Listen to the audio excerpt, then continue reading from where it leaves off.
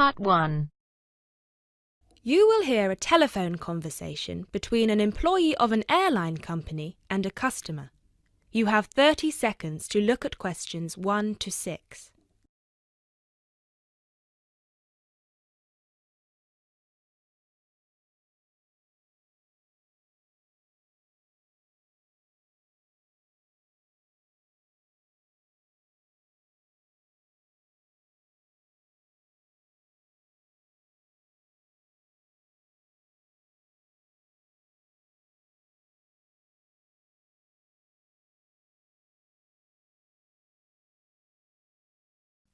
GB Airlines, this is Kyle speaking. How can I help? Hi, my name is Matt Walsh. I'm calling on behalf of Mr. John Sparrow to claim expenses for a delay in his flight last week. Good morning, Mr. Walsh. Thank you for calling. Could you please tell me the flight number and the date of departure? The date of departure was the 24th of January, 2016. I'm afraid I don't have the flight number in front of me at the moment. Okay, that's all right. One moment. Could you tell me where was Mr. Sparrow departing from? He was departing from Athens. Is that Athens, Greece or Athens, Georgia? Athens, Greece. Right. And what was the destination? It was Heathrow, London. Right. We've got 2 flights from Athens to London Heathrow on the 24th of January 2016. Was it the 3:25 p.m. flight or the 9:45 p.m.? It was the later one, 9:45. Okay, so the flight number is GB1011. Right, okay. Okay, yes. I can see that Mr. Sparrow's flight was cancelled and he was booked on the next flight on the 25th of January at 3:25 p.m. Is that correct? Yes, that is correct. According to our system, one of my colleagues spoke with Mr. Sparrow on the phone on the 24th to inform him of the cancellation and offered to book a hotel for him for the night, but Mr. Sparrow preferred to book one himself. Yes, because he didn't want to stay near the airport, as the next flight was in the afternoon. Yes, of course. Could you tell me which hotel he stayed at? Yes, he stayed at the Hypnos Hotel. Oh, could you spell that for me? Of course. That's Hypnos. Right. Thank you for that. And could you please tell me how much the total cost was for the night? Sure. It was 73 euros. Right. Do you have a copy of the receipt for that? Yes, of course. Would you like me to send it to you? Yes, please. Can I email a picture of it to you? Absolutely. The email address is refunds@gbairlines.co.uk. Great, thank you. No problem. Were there any other expenses you wish to claim? Actually, yes. There was also the taxi ride to the airport and the taxi ride back the next day. Right. And what was the total cost? The first taxi ride was 53 euros and the second one was 42, so 63, 73, 83. Yeah, so the total was 95 euros.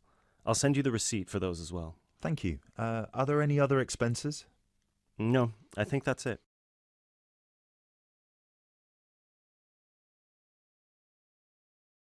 You now have 30 seconds to look at questions 7 to 10.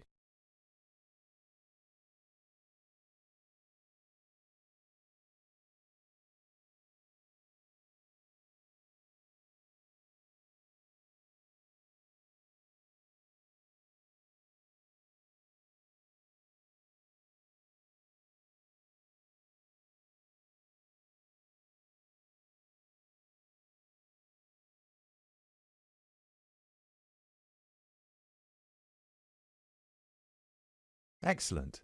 So if you could please send us the receipts for the hotel and the taxi rides, and after we receive them, it should take about 48 hours for the funds to reach Mr. Sparrow's account. Perfect. Thank you so much. My pleasure. Is there anything else I can help you with? Actually, yes. There's one more thing. Mr. Sparrow complained about the meal during the flight. He said that it was a bit bland. Right. So he asked me if it was possible to switch to a different meal option for his upcoming flight to Kiev next week. Right, of course. Just give me a minute, please. Right, I see that Mr. Sparrow had the light meal option for his flight to London, and you would like to change that. What would you like to change it to? What are the other options? We've got 12 different meal options. Would you like me to list all of them for you? Well, Mr. Sparrow has told me that he would prefer something without meat. How many of these do not contain meat? We've got 3 meal options without meat. We've got the vegetarian option, the vegan option, and the Asian vegetarian. What's the difference? There's a variety of different dishes served with each option. For example, next week the vegetarian option will be a small spinach and feta cheese pie, a bread roll, a salad, and tropical fruit. And the vegan option? The vegan option doesn't include any dairy products, and it also doesn't include fowl, eggs, or honey. I'm afraid I don't have the specific menu for this week, but I can email it to you as soon as it becomes available. Oh, could you do that? That would be great. Yes, of course. I can email you a detailed description of all the meal options if you like. Yes, please. No problem. Please do not forget to call us back to change the meal option. You need to do that 48 hours before the departure time for international flights and 24 hours for domestic flights. So 48 hours for this one then? Yes, exactly. Perfect. Oh, no, I'm sorry. Transatlantic flights require 48 hours. All flights within Europe require 24 hours. So in this case, you will need to call us 24 hours in advance. I apologise for that. Okay, great. So, could I please have your email address so I can send you the menus? Certainly. It's matt.walsh@sparrowlimited.com.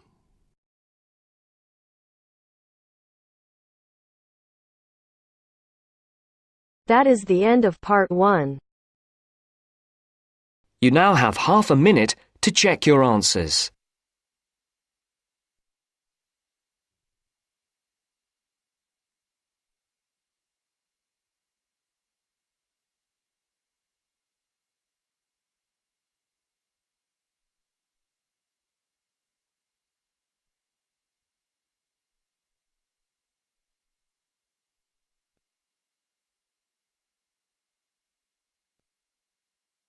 Now First, you turns to have some part 2. time to look at questions Part 2. 11 to 16.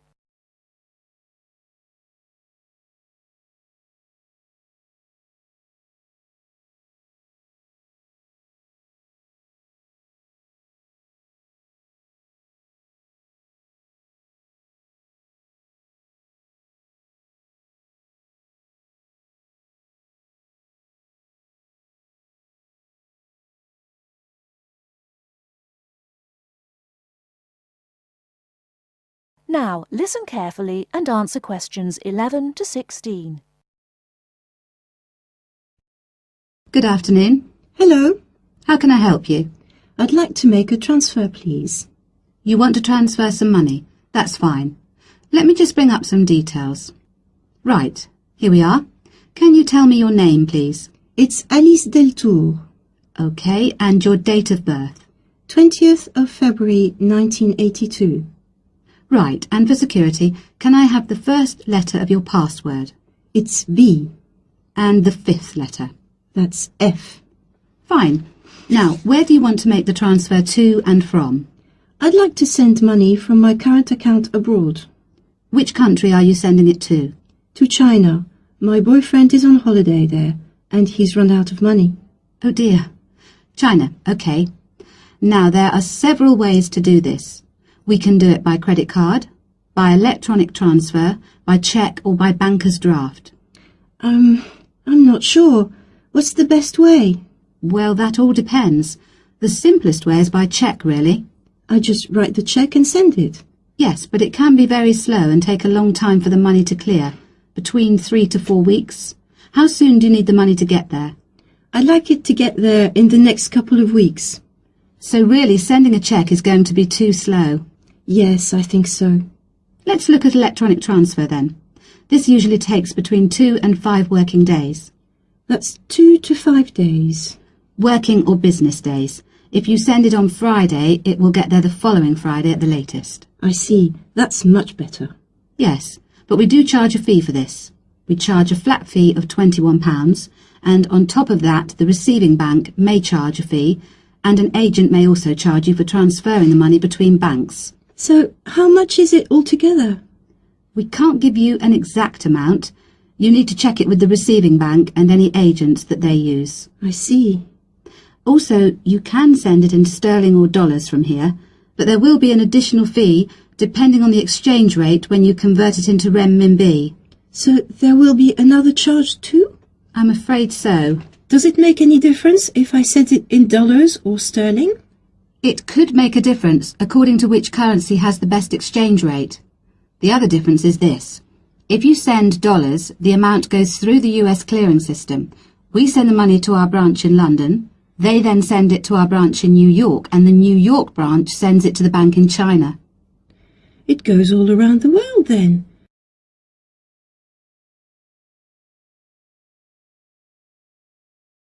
Before you hear the rest of the talk, you have some time to look at questions 17 to 20.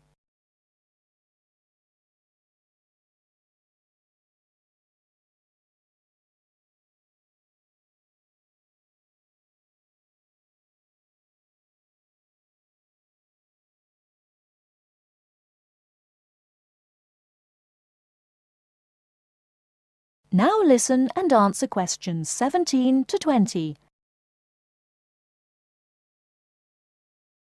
What about if I send sterling? In that case, we send it to our branch in London. From there it may go directly to China, unless the bank in China has an agent in London, in which case we transfer it to the London agent, and they send the money on to China. So how do I proceed with the transfer? OK, first we'll need some details about the beneficiary from you. The who? The beneficiary, the person receiving the money. OK, what do you need to know? We'll need the full name of the beneficiary and their account number. OK. You need to tell us the name of the bank in China and the address of the branch. We also need the bank's sort code and the SWIFT number. What's a SWIFT number? Basically, it's an interbank code. It helps banks identify each other through a unique code number. OK, and that's spelt? SWIFT, SWIFT. And the final thing we need is the reason for sending the money. You need a reason from me? I just told you my boyfriend's run out of money. Well, we don't need a reason. The receiving government needs to know why the money is entering the country, and we have to be able to tell them. OK, so from me you need the bank's name, the address of the branch, the sort code and SWIFT number, the beneficiary's name and account number, and a reason for sending the payment. Yes, that's correct. OK, so I'll check these out and come back to you with them so we can go ahead with the transfer.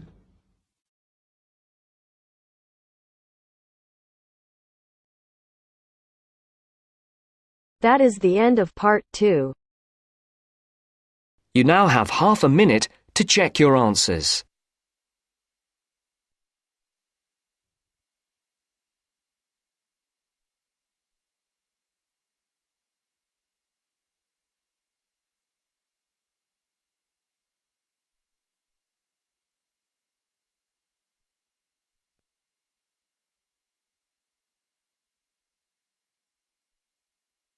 Now turns to part 3. Part 3. You will hear a conversation between two students who will discuss a project they're working on together. You have 30 seconds to look at questions 21 to 27.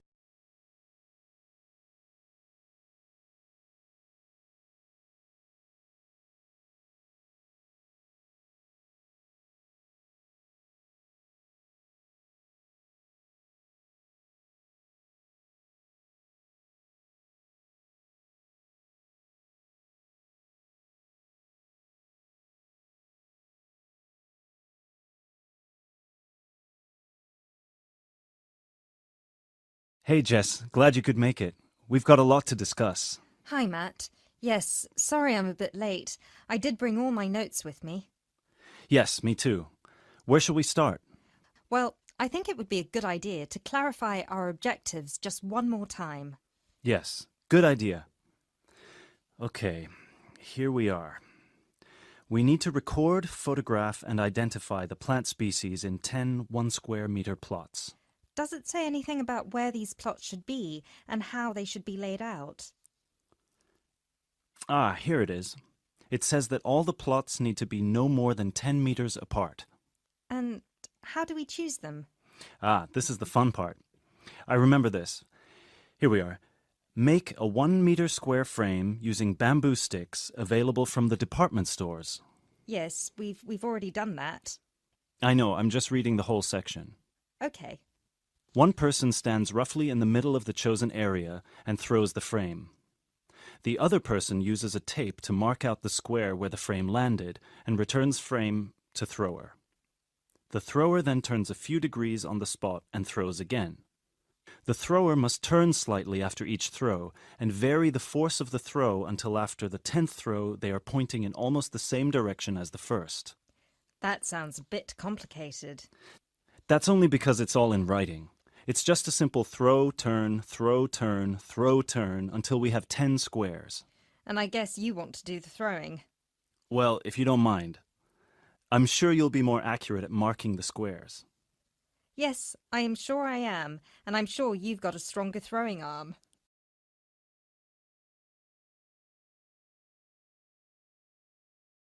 You now have 30 seconds to look at questions 28 to 30.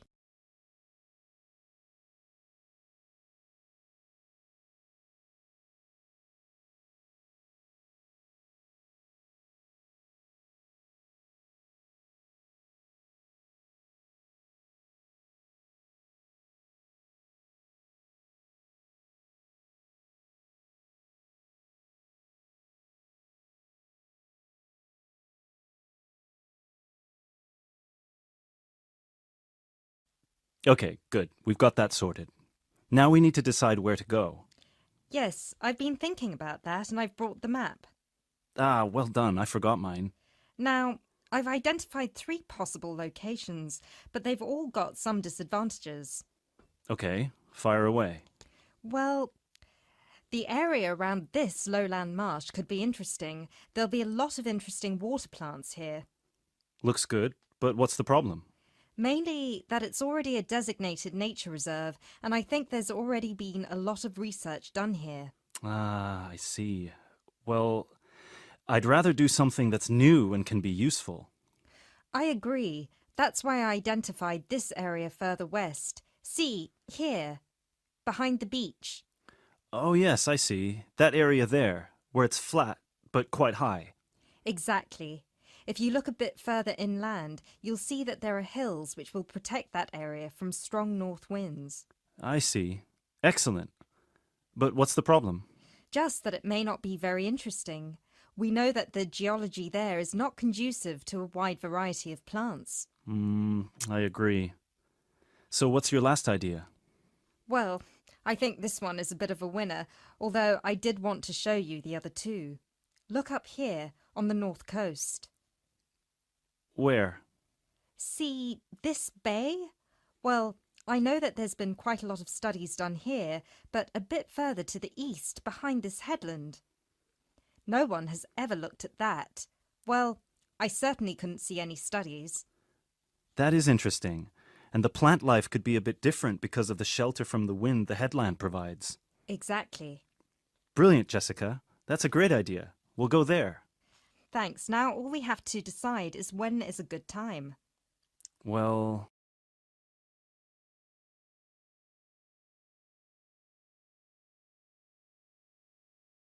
That is the end of part 3. You now have half a minute to check your answers.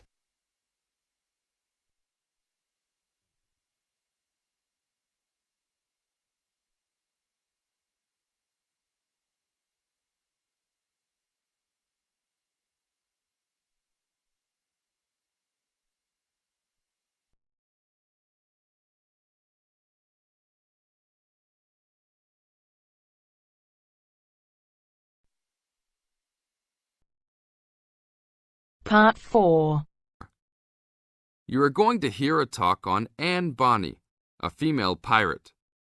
First, you have some time to look at questions 31 to 35.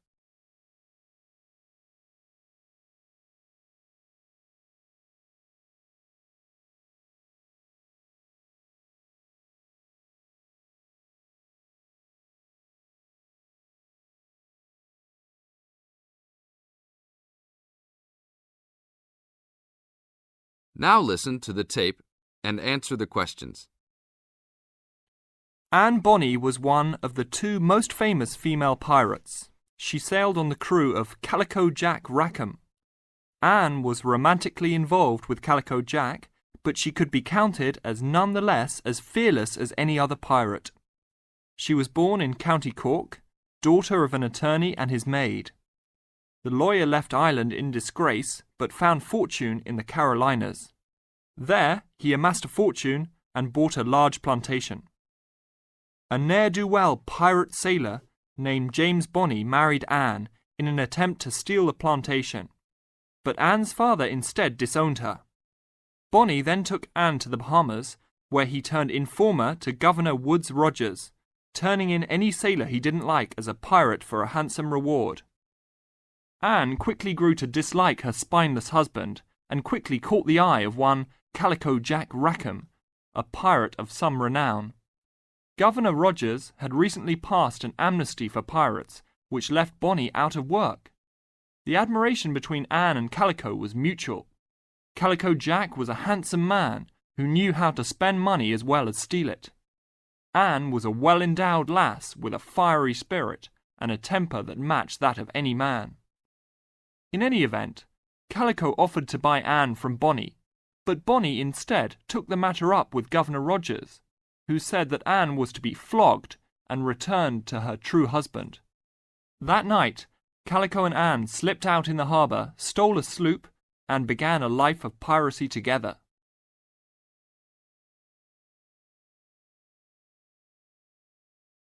Now look at questions 36 to 40.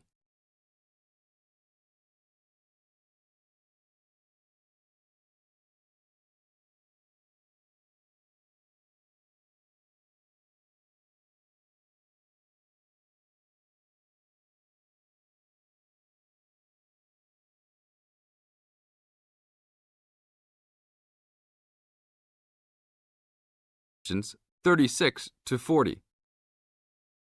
Anne fought in men's clothing, was an expert with pistol and cutlass, and considered as dangerous as any male pirate. She was fearless in battle, and often was a member of any boarding party. In October of 1720, retribution was close at hand. The governor of Jamaica, hearing of Calico's presence, sent an armed sloop to intervene and capture the captain and crew. Calico's ship, Revenge, was caught by surprise, and much to Anne's dismay, the pirates fought like cowards and were taken far too easily. Anne and Mary Read were also captured, but, upon capture, confessed their sex and pleaded to be tried separately after they gave birth. Both women were pregnant at the time. Both received separate trials from the men, but were still sentenced to hang. Mary Read escaped the hangman by dying from fever while in jail. Anne, however, received several stays of execution before mysteriously vanishing from official records. It is believed that her father, who had contacts in the island, forgave his daughter for her acts and ransomed her back to the Carolinas, where she assumed a new name and a new life. That is the end of part 4. You now have half a minute to check your answers.